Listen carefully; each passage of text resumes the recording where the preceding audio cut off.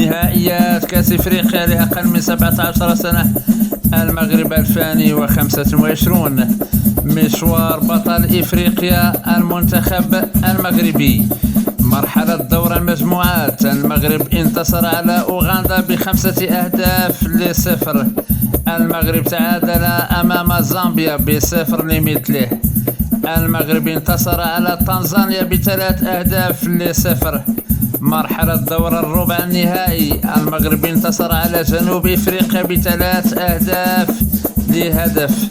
مرحلة دور النصف النهائي، المغرب انتصر بركلات الجزاء على كوت ديفوار 4-3 بعد انتهاء الوقت القانوني بالتعادل 0 لمثله.